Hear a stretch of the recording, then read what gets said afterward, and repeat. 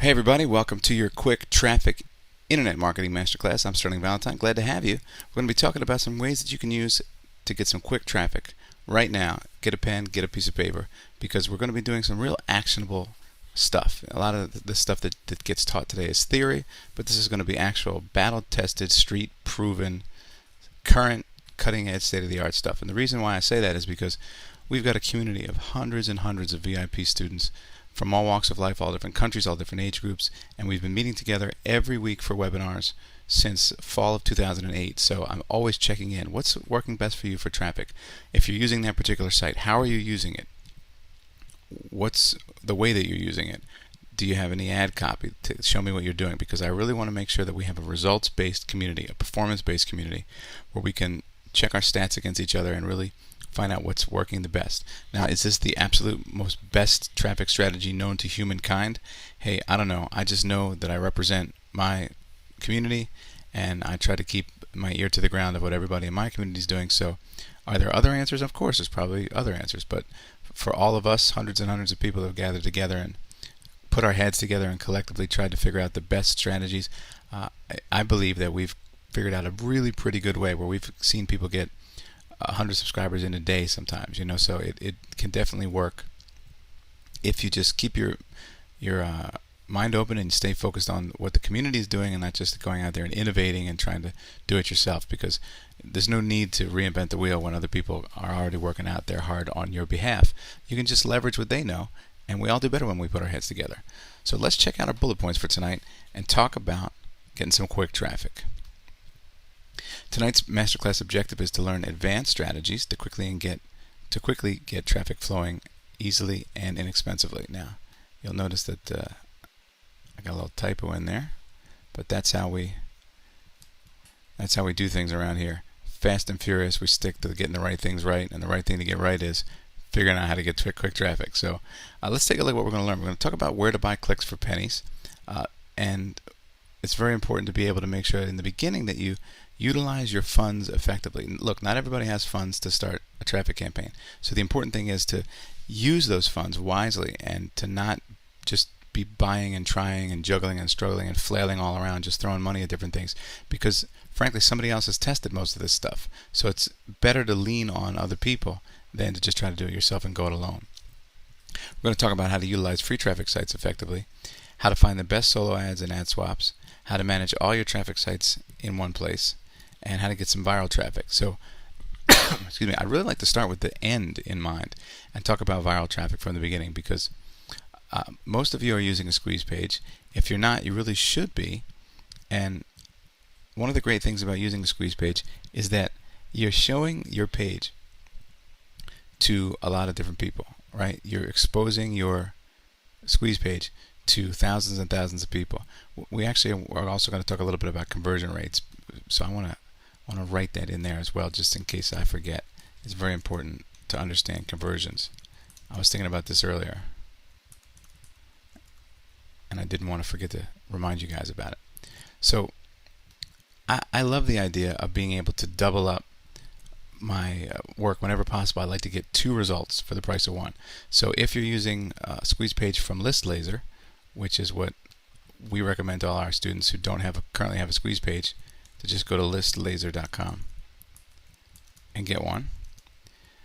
Then you have the benefit of also having some of your traffic that doesn't opt in at least possibly earn you some money as a ListLaser member. I don't know if you can see down here where it says click here to get your own free squeeze page, just like this. So the first lesson about getting traffic is, even if you don't get an opt-in out of the traffic that you're exposing your squeeze page to, you may have a secondary use for it. So before we go any further, I just wanted you to understand that even traffic that you drive to your squeeze page and don't benefit from, that don't actually turn into opt-ins, can still turn into a ListLaser member, and then you can get a benefit that way. So I try to get you guys to get maximum use out of what you're doing. And to be honest with you, a lot of times people teach this stuff, in my opinion, a little bit backwards. They teach to take your traffic and drive it directly to product offers. Like get yourself an affiliate link and go directly to a product offer. Well, what's the problem with that? The problem is, if you drive traffic directly to a product offer, most of the time, most of the traffic that you're driving isn't going to convert.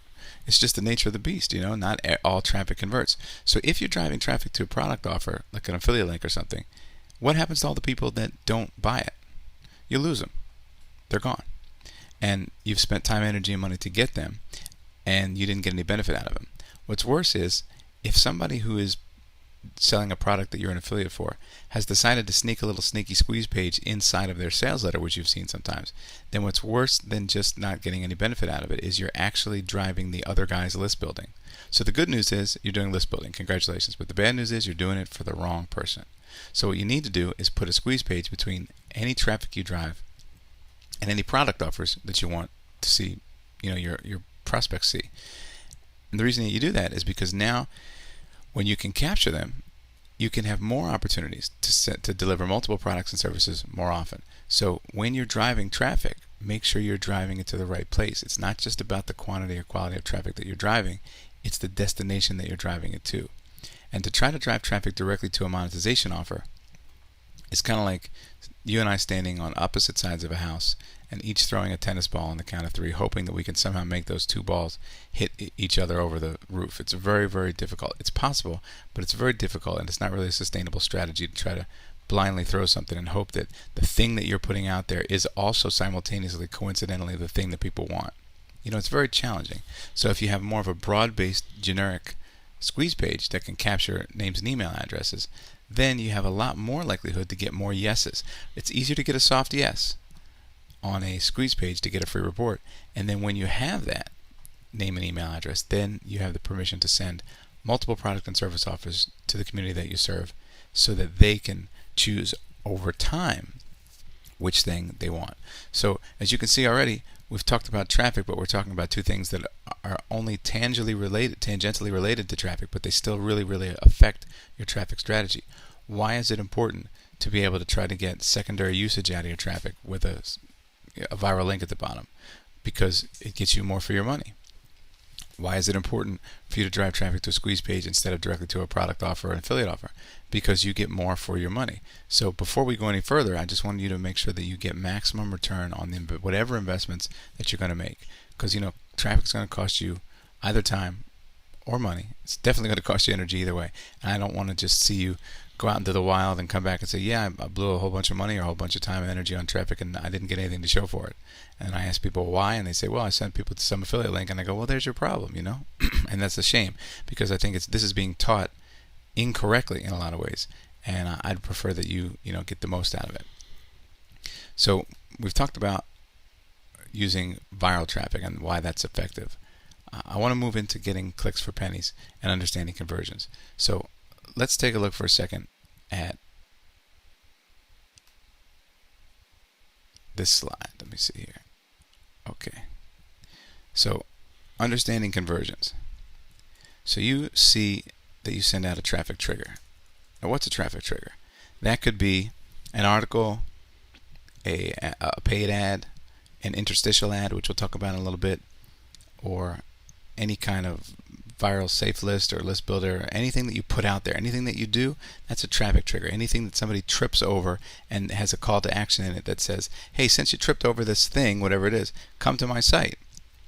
That little call to action traffic trigger is the thing that you're putting out there to get people aware of you and to invite them to take action to move towards you.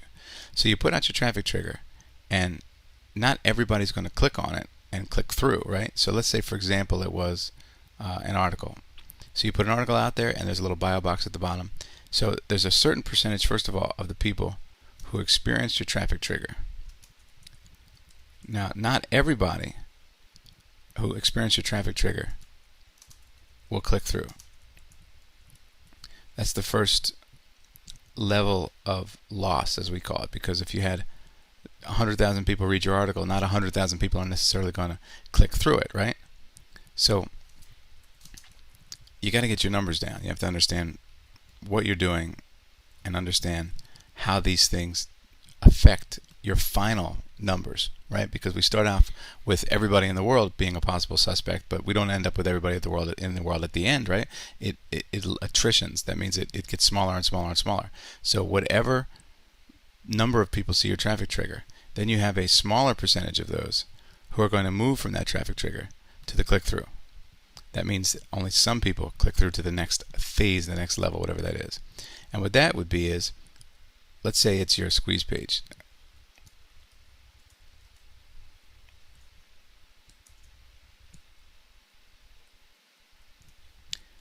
So the trigger's there, they read the article, they click through to your squeeze page. Now they're on your squeeze page, and they're taking a look at it. Already, we know that some of these people are not going to opt in. Some will. So your squeeze yields a certain percentage conversion to the opt-ins. So X% of people looked at your traffic trigger and then clicked through to your squeeze page. X% of the people on your squeeze page click through to your opt-in. So maybe 25% of the people who landed on the squeeze page actually opt in. Now you're there. You've got people who've opted in. If you're doing double opt-in, then did they confirm? So from the opt-in, did they approve their confirmation email? Yes or no? Sometimes people opt in on single opt-in, and then they don't finish. They don't do that extra step of, yes, I approve this. And the reason for double opt-in is simple. It's because the autoresponder service is trying to protect themselves from spam complaints. So anybody can sign up, anybody else. I could sign you up for an email newsletter somewhere. And if they don't have double opt-in, then that means that you'll immediately start getting that newsletter, whether you want it to or not, and you'll think you're getting spammed. So in order to protect themselves, they've set up double opt-in. That means that when I sign you up, they'll send an email to you that says, somebody signed you up. If it was you, please confirm, and we'll start sending them. But if it wasn't you, ignore this and don't worry about it. So they're protecting you and themselves. So if there's a confirmation email requested for a double opt-in, then it's a further percentage that you can lose that may or may not come through. So once they've done that, and they've double opted in, now they're confirmed. But how many have actually opened any particular email?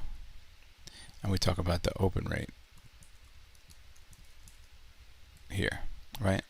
So on any particular email that you send, let's say you've got a confirmed list of 200 double opt-in members, and each one of those has opted in, and then they've confirmed it too, so you know that they really want it.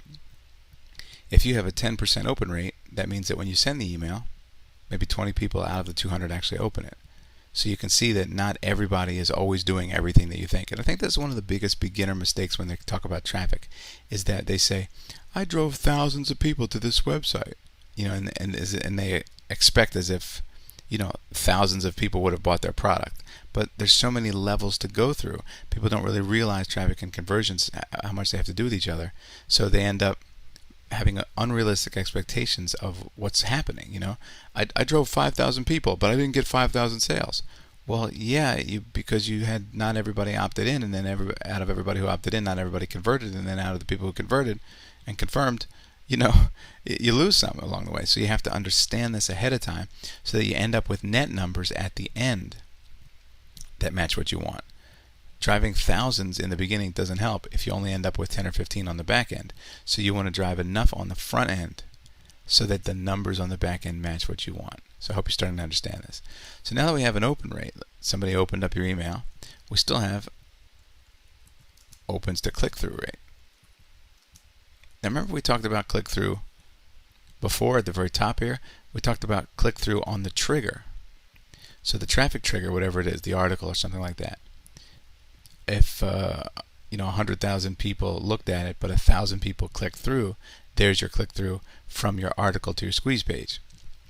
Now we're in the email box of people who've already opted in, confirmed if necessary, and now we're looking at how many people are actually going to click through on the call to action that your email provides. So we've confirmed our email, we get an email. Do we open it? Okay, let's say these people open it. Yes, it's open. So now out of all the people who have opened it, what percentage of people click through versus what's the alternative? The alternative is close the email and not click through, right? See how each one is a little choice point? So then the final layer here is out of the people who have clicked through, what's the next step? Well, if it's a sales letter, now we look at the conversion to sales. So if you had 100 people, let's say you had 200 people open your email, as we said before. Out of the 200 people, 10% click through, So that's 20. Then out of those 20 people who click through, maybe you got a sale. Maybe. Maybe more, maybe less, maybe none.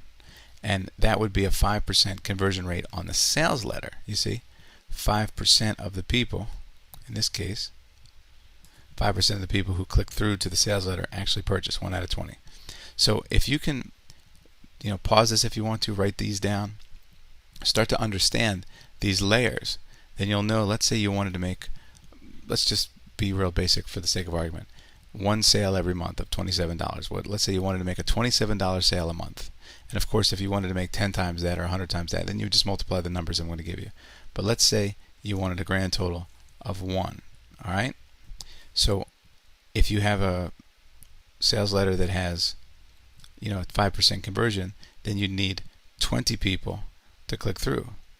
And if you have, let's say, a 50% click-through rate on your email, then you'd need 40 people to open it in order for the half of them to click through, right?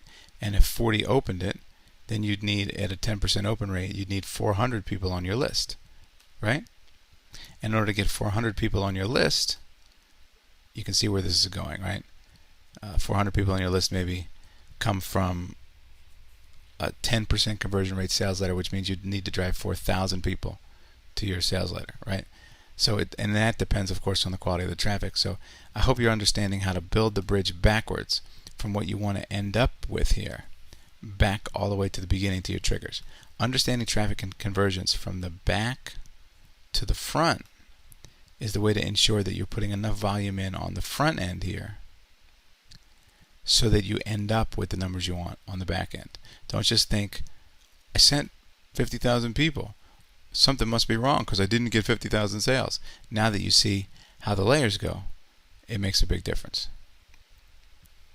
So let's get back to our bullets for a few minutes. So I want to show you a place where you can buy Click for pennies. It's a really great site. We've been using it off and on for about a year. It's working very well. And I have a redirect on it just in case, for some reason, by the time you view this, it has changed and we've moved on to a different site. I'll redirect the redirect we use to that site. So the name of the place is right here, flyad.me. And it does something very interesting. It does what's called interstitial ads. And I want to talk to you a little bit about this because I don't think people understand the power of interstitial advertising. This is probably the quickest, easiest, and least expensive way to get traffic. But it just takes a little bit of mastery because it's a little bit of a unique beast. So the more you can understand it, the more you can use it effectively. So if you've ever used a URL shortener, you'll understand what I'm going to say. And if you haven't, I'll make it real easy. If you've ever used Twitter or someplace where you have a limited number of characters and you've ever wanted to send a really, really long URL, a long domain name, like cnn.com/oiltankerexplodes/ environmental news or something. That's really, really long to send to somebody. But if you can use a URL shortener, it will change it to like h1.ly./123. That's like a shortened link right there. It's a made up one, but do you see how that's so many fewer characters than the really long one, CNN dot whatever. That thing could be 100 characters long. So you don't have a lot of room when you type on Twitter. So you want to make sure you shorten URLs. So people are using URL shorteners, free public services that you go and put a really long link in, and it converts it to a really, really short link. Well, the people at FlyAds decided that they were going to monetize their URL shortening service. It's a free service, but when people go there to shorten a domain name, they come back with a link that shows an ad before it shows the actual site. So if you sent me this link to the oil tanker article, and I click this link, instead of just redirecting straight to the oil tanker article, it first redirects to an interstitial ad. Interstitial is just a fancy way for saying in between. An ad that comes up in between me clicking and then me seeing the oil tanker article. And it's on a timer, so it doesn't last forever. It lasts for a couple seconds, it counts down, and then it says, okay, you can skip this. Perhaps you've seen these before. That kind of interstitial advertising is powerful because you get to reach an incredibly large volume of people for a very, very tiny, tiny fractional price. So the downside with using interstitial ads is that it's not targeted at all. It's cold traffic, and the difference between cold and warm traffic is warm traffic is more likely to convert. Colder traffic is less likely to convert. So in this case, you're interrupting a flow from one ad, from one click to one, let's say, news article.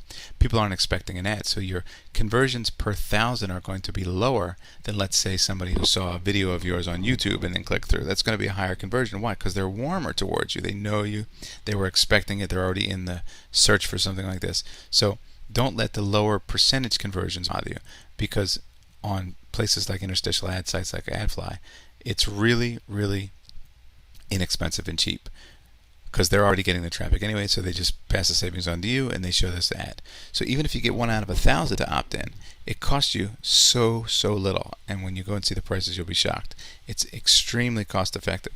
I once used it to put about 100 subscribers on my list in about 12 hours, and I think I spent maybe $10. So I can't promise that outcome for everybody, but I just want to give you a sense of how easy and inexpensive it can be and how quick to use interstitial advertising. So we found that for people who start off with no subscribers, no traffic whatsoever, that using a paid interstitial advertising site like FlyAds is probably the single greatest way that you can get from 0 to 100 subscribers right away. Why is it important to focus on one at a time? Well, that's because there are so many different ways that you can drive traffic excuse me, that it's actually dangerous in the beginning, because you could be all over the place trying all these different traffic strategies without really understanding or having mastery at any particular one. You're almost doomed for failure. So that way we keep our blinders on. If you've ever seen a horse draw, like a horse and carriage, where people go on romantic rides in these little horse and buggies, they have those blinders on the side of the horse's eyes. They put these little square things on so that the horses can't see other people. People don't distract them. Movement doesn't distract them, and they just stay focused. They have tunnel vision moving forward. So that's what I want you to do when you're trying to get some quick traffic to start off your list building, is to have tunnel vision moving forward.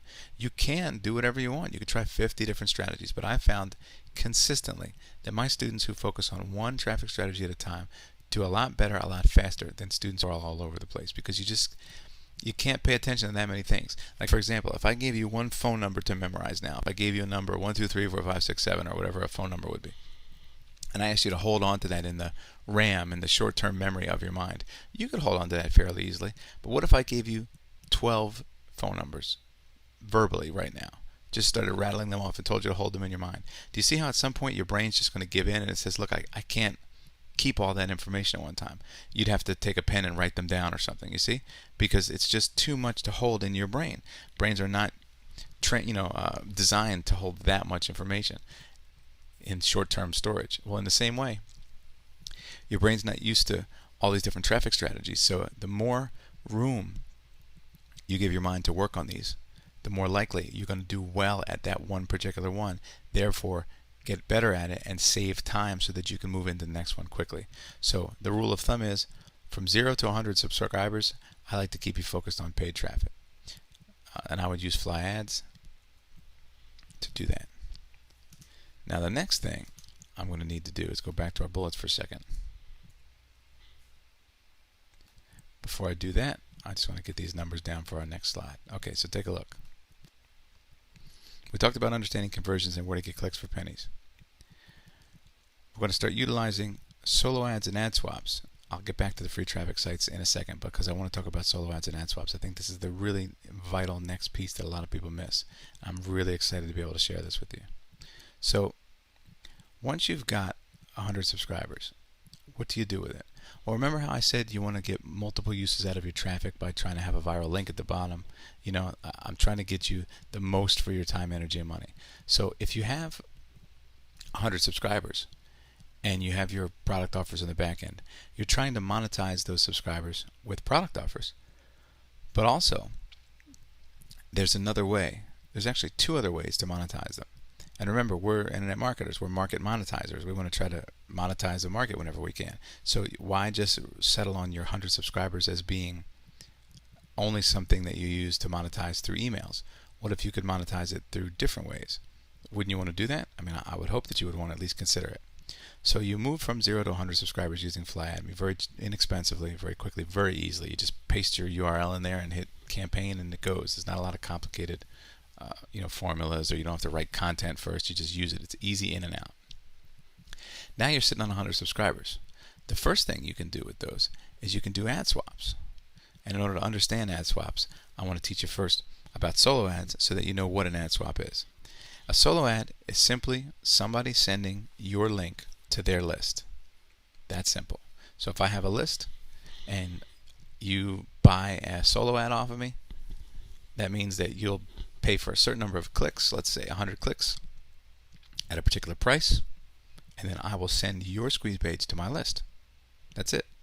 If you buy 200 clicks, I send you 200 clicks to your squeeze page. What happens after that is up to you, because I can't guarantee you're going to get opt-ins. I don't know if your squeeze page is great or terrible. I don't know the particular 200 people on my list that are going to hit that page. I just know I'm supposed to drive you clicks and our deal is done. So that's what a solo ad is. And solo ads can be very effective. An ad swap is a way to do solo ads without paying anything. And here's how that works. Instead of just paying money for a solo ad, in an ad swap, you're getting a solo ad from somebody else, but you're using your own list to swap with. Meaning, on a particular day, Tuesday, you're going to send your squeeze page link to me so I can send out an email to my list. But I'm also going to give you my squeeze page, and you're going to send out an email to your list. So we're trading clicks.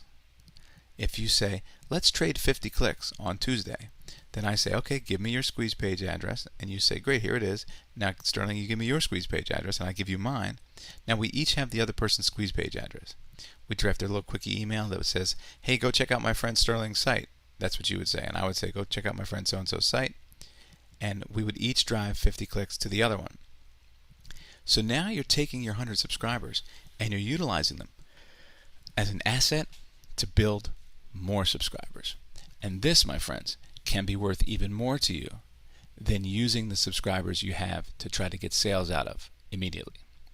What if you could parlay those 100 subscribers you have into a list of 1,000 subscribers, or 10,000, or 25,000? I know one of my VIPs back from 2008 did mostly ad swaps and built his list up to about 40,000 people. It took him a couple of years, but he did it. Excuse me. So imagine taking this asset, this first 100 subscribers, and building it into a much, much bigger asset. So now the subscribers on your list have two values, two functions. One, they can pay you money for a product or service that you send to them as an affiliate. Or two, you can use them as bargaining chips in a way to get a bigger list. And look, you're given a free value. This is not manipulative. This is not unethical.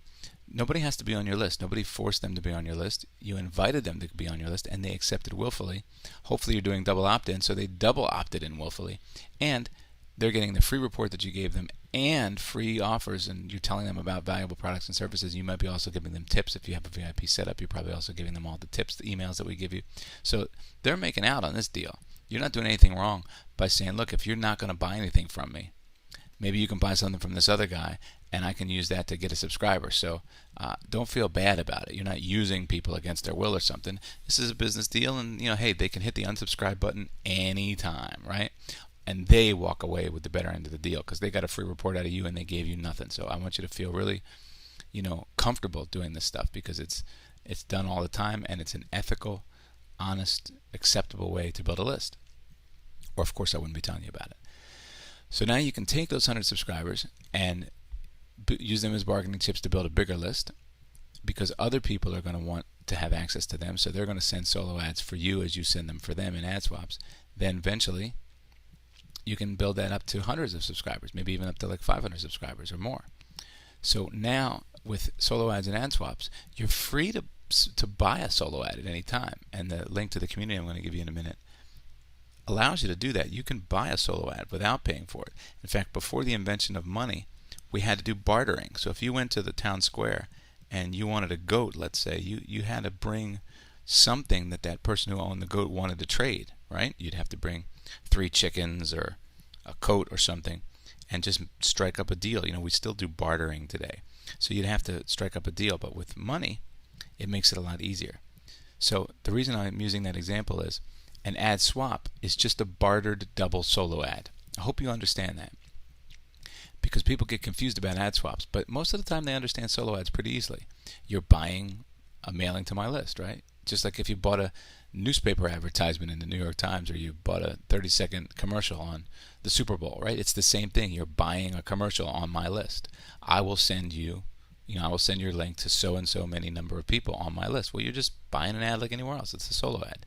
Solo meaning I send out information just about you and nobody else. Now, occasionally you'll be buying an e-zine ad where there's other ads in there, but most of the time, my experience has been solo ads. Most people mean them to be a solo mailing directly about you. So an ad swap is a way to cut the cost out, because I like to try to keep your dollars in your pocket where they belong and not, make you spend a whole bunch of money on stuff that you don't need. I'd prefer you keep that money. So if possible, if you can do ad swaps, it saves you money from having to pay for solo ads. Now there's a downside to it, because you're not going to be able to swap with much bigger people. Let's say you only have a list of 200 people, but you want to buy 200 clicks. Well, you're going to have a difficult time getting all 200 of your people to take action on the same day. So that's why sometimes solo ads are better. And look, we have to be honest. You have to be able to spend a little money in order to grow your business.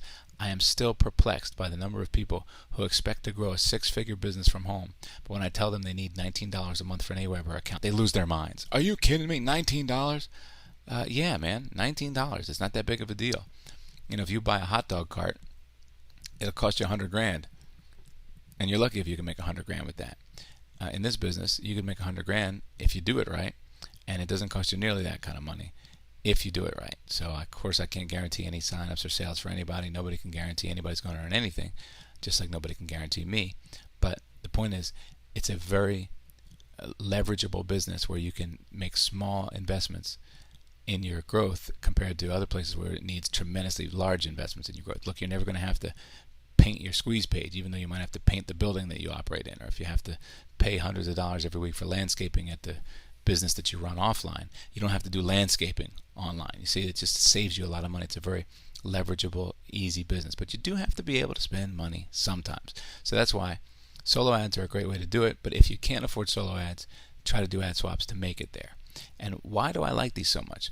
Well, remember we talked about interstitial ads being cold traffic before? Well, solo ads and ad swaps are going out to people who have already subscribed to somebody else's list. You see, they are qualified, right? Somebody else has gone to the trouble to drive that traffic to their list. They've pre-qualified them. Look, if they weren't interested in what you had to offer, they wouldn't have got on the other guy's list, right? So the other guy already did the filtering ahead of time. He already sorted them out and said, look, these people, I can tell you they're already interested in this kind of thing because I got them. So that's why they're more valuable, because they're warmer type of traffic. The interstitial ads that you're going to get from fly ads, they're going to be easier to get and less expensive because they're not as warm. So you're going to pay more money for a click from a solo ad provider, than you are ever from an interstitial ad. So the reason we use interstitial ads in the beginning is not a cheat, but like a quick shortcut way to get ourselves some subscribers quickly. So technically speaking, as you are taking your 100 subscribers you got from AdFly and swapping them with the person who maybe has 100 subscribers from, really expensive paid ads, a click is still a click, but you may be getting a higher value click back from the person than the value of the click you're sending, you see? Because maybe the people that you got from your fly ad campaign maybe aren't quite as qualified as the people that person got from, paying a lot of money for a pay-per-click campaign or something else, right? Or maybe he got some of his list from doing solo ads and ad swaps from somebody else, which happens all the time. So, if you do find that your first 100 or a few hundred, I recommend people use fly ads up to the thousands if they can, but let's just say you only used it for your first 100. They're probably not going to convert into sales as well as somebody who's a faithful buyer on somebody else's buyer's list, right? Who's been there for a couple of years and spent a lot of money. But that's okay, because remember, in the beginning, we want not just to have sales, but more importantly, we want to have an asset like a list that we can then turn into a bigger list. So it's almost like a seed list or a starter list, you see? So the value of your first subscribers is not really dependent that much upon how many sales you get out of them. They're actually worth more in some ways to be traded for a larger list. Does that make sense? I hope you understand that. It's a complex and subtle thing, but if you get it, you can see that a lot of people just don't understand this, and they oversimplify it, and then they miss out. So we don't want that to happen to you. So you can go to the community over at adswapwith.me, another redirect, so in case we find that there's a better program we can be a part of, we'll flip that around for you.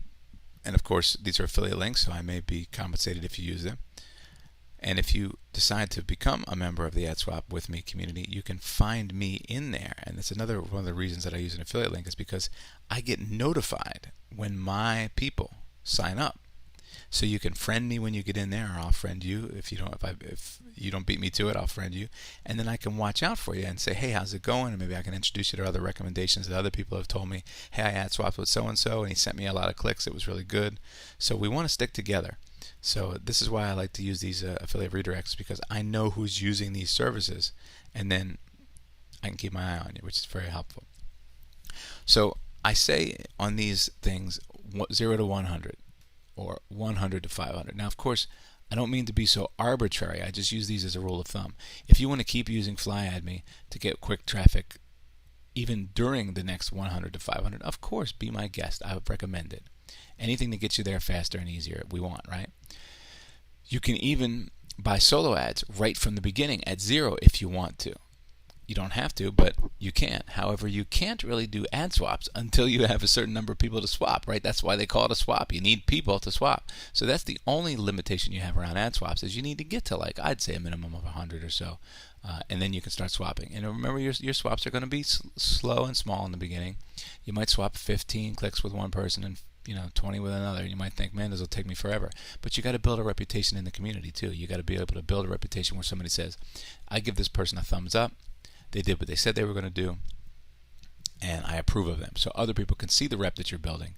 And again, that's why these 15 or 20 person swaps, they're not necessarily just for sales. They're for positioning. Just like your first 100 subscribers aren't necessarily just for sales. They're positioning you for a bigger game, right? So keep the big picture in mind. Now that you're in the zone and you're starting to build into the hundreds, I want to tell you about another third powerful way that we started to use in the 500 to 1,000 subscriber range. And they're called safe list or viral list builders. Remember, gang, I could be teaching you so many different traffic strategies. I have over 50 of them written down that I've taught over time, and there's a lot of them. And I have to be honest with you, a little side note here. In the beginning, as an internet marketing teacher, I thought it was my job to teach you everything. I thought I had to be the walking encyclopedia of this kind of thing. But I found out that what you really want from me is not volume of information overload. You've already got information overload, right? What do you need more information for? What you need from me is actually less. You need me to filter and tell you, from my point of view, what you should not do, just as much as what you should do. So before I tell you about safe lists and viral list builders, I want to talk to you a little bit about different types of traffic. We can talk about just straight up paid or swapped traffic. Then we can move up a level to talk about content-based traffic. Oops, sorry about that. Little typo. We could talk about content-based traffic. And then we can talk about, for example, social media kind of traffic. And we want to look at layers of complexity. So what the heck does layers of complexity mean? Well, when you start out, this stuff is new, right? And new things always take up more space in our brains than things that we're used to.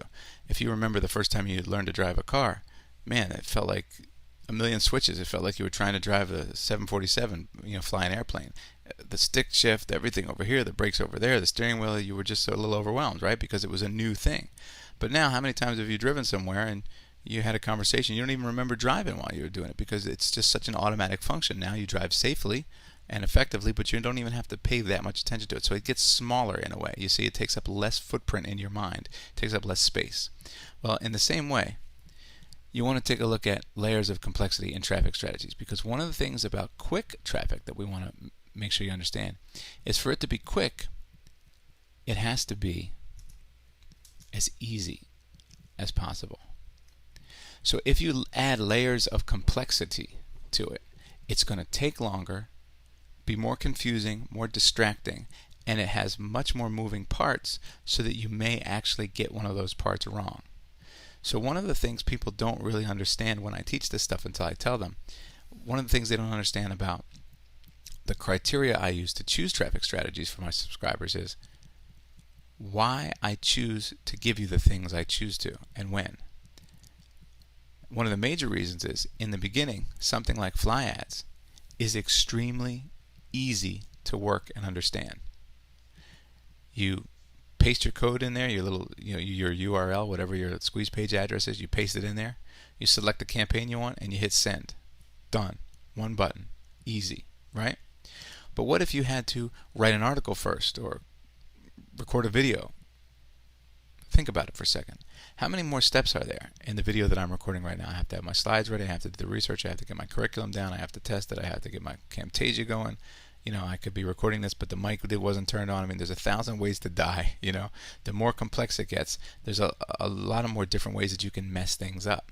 It's not as easy, it's not as fast, and it's not as, I don't want to say guaranteed to work, but it's not as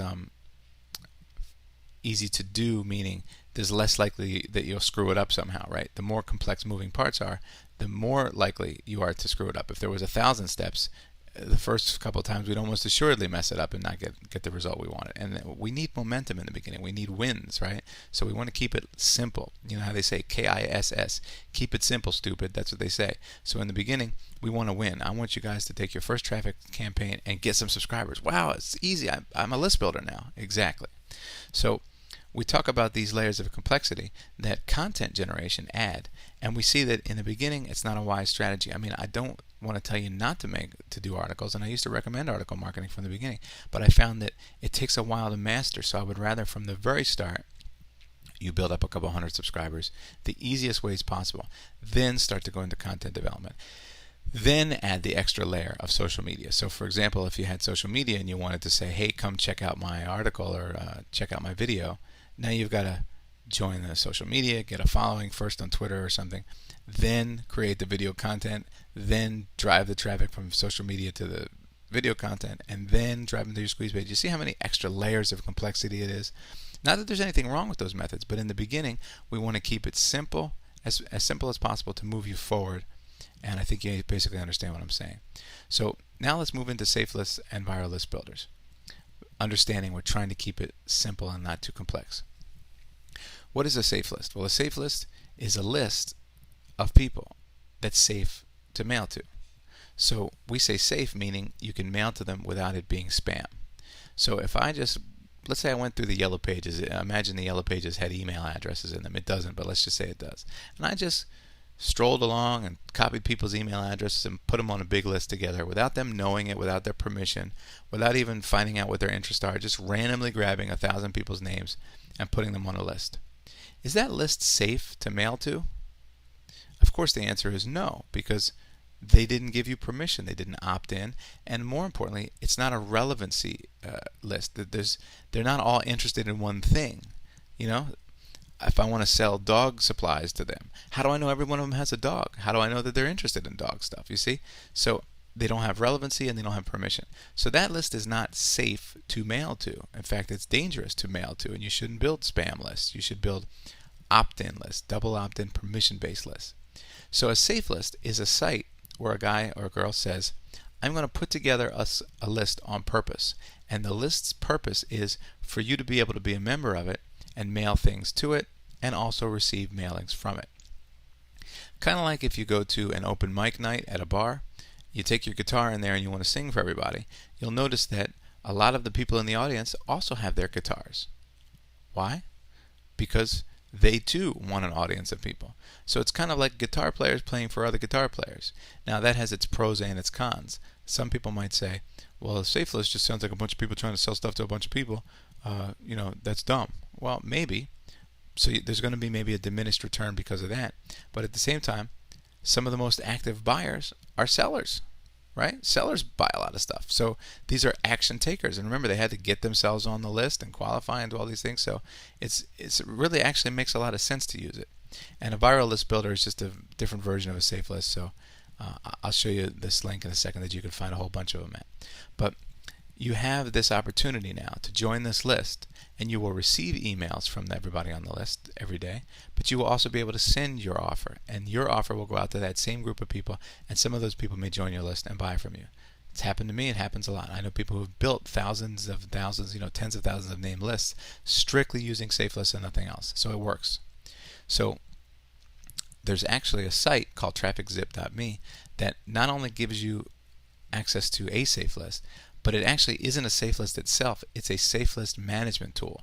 It's a site that allows you to join 20 or so different popular safe lists right through that site, and then manage all of your mailings through that site. That means that if you're a free member of Safe List A, let's say, Safe List A says you're allowed to send 2,000 emails every 4 days, right? That's your free membership. Or if you become a paid member, you're allowed to send 5,000 emails every 2 days as an upgraded member. So whatever you are, a free member or an upgraded member, it doesn't matter. You have to keep track of when you're allowed to do your next mailing, right? That's how they work. If you're a member of Safe List B, that might have a different combination. 4,000 emails every 3 days or something, right?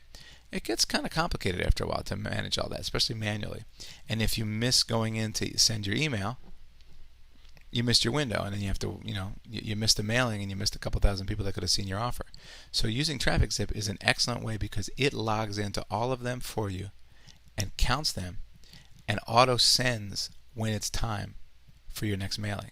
So it's kind of like a robot that does it all for you. So you just submit your little email in there, like here's your free downloads or something. If it's a free report, just put that in the subject line, here's your free downloads, and then in the body copy, hi, comma, here's your free downloads, and then put your link. That's it. You don't need to make a long one. In fact, the longer your email, I believe the more it's going to work against you, because in a safe list situation, people are reading a lot of emails every day. They don't want to read a long email. They appreciate it when you send them a short one. So here's your link. They'll say, okay, let me click it. Many of these are also called credit-based safe lists. That means that people earn credits to send more mailings by reading these emails. So they're opening these emails and clicking on the links to earn credits too. So there's even more incentive for them to open them, and it's more incentive for you to keep it short and sweet, right? So by automating the process with TrafficZip, now you can have your fly ads running. You can be a member of the community of the ad swaps and be booking ad swaps with people, or buying solo ads as well. And you can have your viral list builders and safe lists on autopilot. Now, out of the 40 some or 50 different traffic strategies I've ever taught, I promise you that these three, and in this order, have returned better results for more VIPs than any other combination that we've discovered so far. And as I said before, does that mean by the time you watch this video that these are the ultimate best strategies ever of all time? I can't tell you that. I don't know. I just represent a community, and the community speaks, and this is what we've learned so far. It's our best practices to date, right? And I use these 3 affiliate links, these 3 redirects, because I know what you're looking for when you go there. So if, for example, we find a better interstitial ad provider, I'll redirect on it, so you'll still get it. Same with the ad swap community, same with the viral safe lists and viral list builders. So I'm trying to do you a service by giving you a domain name to go to that even if we change later our provider, you'll still be able to be redirected no matter what, because I want you to be able to get there no matter when you watch this video. So that combination of very inexpensive and easy to get interstitial ads, ad swaps that are targeted because they're people who've already opted into somebody else's list, and or solo ads as well, and safe list and viral list builders automated with TrafficZip, is probably the quickest way that I could say you could get to 1,000 subscribers than any other way that I personally know in internet marketing. How to utilize free traffic sites effectively is, I think, the most important next thing I can tell you guys. And the way to understand free traffic sites is that it costs either time or money to get traffic. And I'm used to enough people saying that they're trying to keep their budget small, or sometimes they say their budget is non-existent. So I really look for other ways other than money to build a list. So free traffic sites are a way to sort of, as we said earlier, it's like a good cheat. It's like a little shortcut so that you don't have to use money. You can just use time instead. So whether you're using a traffic exchange where you're going to click around for points, credits so that you can show your other sites, or a JV giveaway site, and I'll explain those in a minute, or a forum, you have to understand that you're trying to use those to build your list in such a way that you can start to see sales come through and then parlay those sales back into the business, plow the profits back into the business, and buy much more quality traffic. So in the beginning, you're trying to get a leg up. Not everybody starts with free sites. Some people go immediately to solo ads and they buy thousands and thousands of solo ads and they build a big list right away. But if you don't have that kind of money, well, that's okay. Then you just try to use the free sites as effectively as you can as a substitute. So let's take a look at some of these extra credit ways that you can do that. So forums are free. You can go post a message on a forum, make a blog comment or a forum comment, but make sure it's valuable and helpful. Don't say anything stupid, and don't be highly overtly promotional, where in the middle of a conversation about something, you come in and say, hey, get my free report, everybody, because it's interrupting and there's no value to it, and you make yourself look bad. So if you're going to use content marketing by doing comments on blogs or forums, that takes a little bit more time and more of a subtle touch, but you can do it. Another great way that you can do that's free is JV giveaways. That's where a person puts together a bunch of different gifts from different people, such as yourself. So you offer your free report on your squeeze page. I offer mine and 100 other people. So now there's a giveaway where it's 100 free gifts giveaway, and it happens for a certain week period of time. And that person advertises, come to my site and get 100 different gifts from 100 different marketers. And yours is one of them. So that's another great way that you can get into some qualified traffic. And just use Google to search for JV giveaways and you'll find some. Twitter's another great way. It just takes a little bit more leverage and a little more complexity to use it. But if you start following people who are in similar niche as you, maybe follow some people who already are building lists in that niche. Follow the people who are following them. I'll say that again. If you have a competitor, a person who's, let's say you're a dog trainer and you're trying to build a list of dog training interested people, then maybe you go to some other dog trainers' Twitter accounts and start following the people who are following that dog trainer. Because if you follow them, there's a large likelihood that they'll follow you, and that's a free way to get some targeted traffic, potential targeted traffic, because the people are on your following as well. And then you can send out a notice, every once in a while, download my free report, or I would love to get your opinion on my free report, or maybe make a point, reply to somebody else's feed. If they say, sometimes dogs are hard to train, you say, I sure agree with you. In fact, on page 7 of my free report here, I talk about that. So you can sort of work it in, but it causes a little more, it costs a little more time and energy to focus that right. But Twitter is another way to get targeted traffic. And another overlooked way to get targeted traffic is traffic exchanges. And these are places where people, sort of like a viral safe list, but they agree to view each other's sites, not view each other's emails. They view each other's sites. And you can get in there, put your site in the rotation, other people can see it, and click on it, maybe become a member of your list. So it's a much slower process, traffic exchanges, and it's really for people who don't have any funds at the moment but want to still use their time. They have more time than money. That's okay. Everybody has that situation sometimes. They can use traffic exchanges as a great way to leverage their time and turn it into money by clicking on a lot of different links and earning credits. So hopefully that makes sense. So I think the biggest point about traffic that I want you to understand is getting traffic can be easy, but trying to find ways to get traffic can be very difficult. And I want to eliminate all that trying and flailing around and researching by giving you the exact quick start traffic strategy plan that we use when new people join us for Power Month or for a VIP setup service. We give them this, and it is the quickest way to get subscribers that I know of. In fact, if you go to our community site marketer link, where all of our VIPs and all of our Power Monthers all gather together, you'll see that people are posting in real time that they're getting subscribers and sales. So you see up here in our ticker at the top of our Power Month page, I have people reporting in real time. Here's a gentleman from the UK, says first sale just happened about 15 minutes ago, $7 sale. And here's a young lady who's saying she posted an update that her list was 0. Now combined she has 440 awesome, loving it, she says. So, this works. This is the best way. All of these people I check in with every week. Here's a gentleman whose numbers are up to 1,125. So we check in every week and we share what's working. We find out what each other are doing and report that in, and then find out, some other people will use that information, go back and work it on their list, and come back and find out. Here's a gentleman who got 51 new subscribers in a day. So I just wanted you to see that it works, and you can see this ticker live for yourself at powermonth.com anytime you want. So I hope overall tonight you got the gist of it. I teach this stuff very, very differently than I taught before. I used to teach the everything. I used to teach, here are all the ways you can get traffic, and I even did something called the Total Traffic Package, where I went in detail for 8 weeks and spent hours and hours on each individual strategy. And that's great for people who are more advanced and want to learn all of the ways. But in the beginning, less is more. Focus, and then focus some more. Because the more of the junk and crap that you cut out, the more focus and energy you have to do the thing that you're doing effectively. And remember, some of these particular strategies, they take a little while to get good at. You might post your first fly ad and say, okay, I get it, Sterling, I got some traffic coming in. What's next? What's the next thing? Well, listen, man, there is no next thing. The next thing is go back and do it again, but get better at it. Which deal are you going to do? Worldwide deal, proxy deal, English-speaking countries, non-English-speaking countries? Which time of day do you want to send your stuff? How many thousand clicks do you want to buy at one time? These are all different layers of complexity that you can use in your favor to learn how to use the site.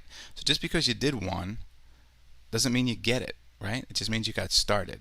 And you have to respect the complexity of each one of these things. Respect that they can be learned, they can be mastered. I mean, where else do you expect to just go and do something one time and be great at it? Did you ever pick up a tennis racket and just say, okay, I played tennis one time, I get tennis, I do tennis? Yeah, but you could be so much better at it. That doesn't mean you're done with tennis, you've mastered it. It's a completely, everything is a world. Everything has its own little world. And so solo ads, they're different than ad swaps, they're different than viral safe lists. Safe lists, can be different than paying for fly ads. I mean, there's so many different things to learn that you must focus. You must put yourself in a zone and say, I'm going to do this first and only this. Then I'm going to add this to it and learn this. Then I'm going to add this to it and keep going. And when you get to 1,000 subscribers, you're in a very different place. So I hope this is the thing that you were looking for. It's the quickest way that I know of to get you quick traffic. And most importantly, we'd love to have you as a member of the community, if you're not already, because we want to find out what you're working on. We're each a reporter for the other one. If you remember, King Arthur used to have the Knights of the Round Table, right? He would get together, and the knights from all the other kingdoms would sit at his table and advise him. If you've ever seen Donald Trump on The Apprentice, he doesn't just sit there by himself. Who's he with? He's got two people, one on each side, that he asks them and leans over and says, Caroline, what do you think of this person? What do you think? And he has different advisors because he wants to make the best decisions. So why would you go it alone? Become part of our communities. You can find out more at sterlingvalentine.com if you're not a member already.